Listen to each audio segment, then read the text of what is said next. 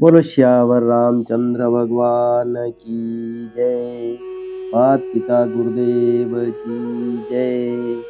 आज का प्रसंग लिया है महाभारत का है और इस प्रसंग से ये समझाया गया है कि माता पिता की सेवा करने से कितना भारी पुण्य और आध्यात्मिक उन्नति होती है। वो समझाया गया है कि सब चीज माता पिता की सेवा करके भी प्राप्त की जा सकती है। ये इस महाभारत के एक आख्यान में समझाया गया है। आप प्रेम पूर्वक सुने और अच्छा लगे तो चैनल को सब्सक्राइब करें और अपने इष्ट मित्रों को भी शेयर करें ताकि वो भी सुन सके। अब आगे चलते हैं। धर्म का तत्व बड़ा ही अद्भुत और विलक्षण है। शास्त्रोक्त संस्कारों के द्वारा मनुष्य अपने जीवन में लक्ष्यों की सिद्धि कर पाता है, किंतु माता पिता की सेवा ऐसा विलक्षण संस्कार है जिसके बल पर समस्त सिद्धियां अनायास ही प्राप्त हो जाती है। पुराण इतिहास ग्रंथों में इस संबंध में अनेक आख्यान आए हैं। यहाँ एक ऐसे वेदज्ञ और धर्मशील ब्राह्मण का आख्यान प्रस्तुत है जो कठोर तपस्या से भी तब तक सिद्धियां प्राप्त नहीं कर सका जब तक उसने माता पिता की सेवा से उन्हें संतुष्ट नहीं कर लिया।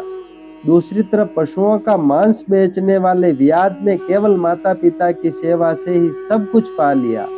महाभारत में वर्णित ब्राह्मण और व्याध का आख्यान संक्षेप में इस प्रकार है। कौशिक नामक एक वेदज्ञ तपस्वी श्रेष्ठ ब्राह्मण था। एक दिन वृक्ष के नीचे बैठकर वेद पाठ करते समय उसके ऊपर एक बगुली ने पीठ कर दी।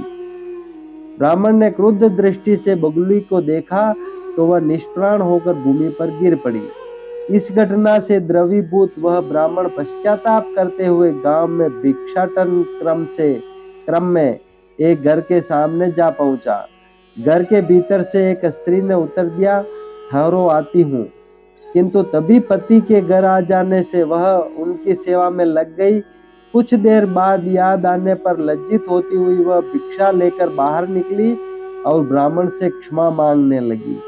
लेकिन ब्राह्मण को अत्यंत क्रोध में भरा देखकर वह बोली, हे तपस्वी, मैं बगुली नहीं हूँ जो तुम्हारी इस क्रोध भरी दृष्टि से जल जाऊंगी। यदि तुम धर्म का तात्विक ज्ञान पाना चाहते हो तो मिथिला में रहने वाले व्याध के पास जाओ। उस स्त्री की बात सुनकर मन ही मन चकित हुआ ब्राह्मण कौशिक कौतूहलवश मिथिला में खोजता पूछता एक कसाई खाने में जा पहुंचा। ब्राह्मण को आया देखकर व्याध तुरंत पास आकर अभिवादन करके बोला, भगवान आपका स्वागत है। उस पतिव्रता स्त्री ने आपको भेजा है और आप जिस उद्देश्य से यहाँ आए हैं वह सब मैं जानता हूँ। यह कसाई खाना आपके ठहरने योग्य स्थान नहीं है। यदि आपकी रुचि हो तो आप हमारे घर चलें। व्याध की बात सुनकर विस्मित हुआ ब्राह्मण उसके साथ घर गया। वहां व्याध ने ब्राह्मण का विधिवत सत्कार करने के उपरांत उसे धर्म की सूक्ष्मता और परमात्मा की प्राप्ति के उपाय आदि विभिन्न विषयों का उपदेश दिया तथा घर के भीतर ले जाकर अपने माता पिता को दिखाकर उनके चरणों में प्रणाम किया और फिर ब्राह्मण देवता से कहा, भगवान, ये माता पिता ही मेरे प्रत्यक्ष धर्म और परम देवता हैं। इन्हीं की सेवा के प्रभाव से मुझे यह सिद्धि प्राप्त हुई है। समस्त संसार के लिए इंद्र आदि देवता जैसे पूजनीय है, उसी प्रकार मेरे लिए ये वृद्ध माता पिता आराधनीय है। मैं नाना प्रकार के उपहार, फल, फूल, रत्न आदि से इन्हीं को संतुष्ट करता हूँ। चारों वेद, अग्नि और यज्ञ सब कुछ मेरे लिए ये माता पिता ही हैं।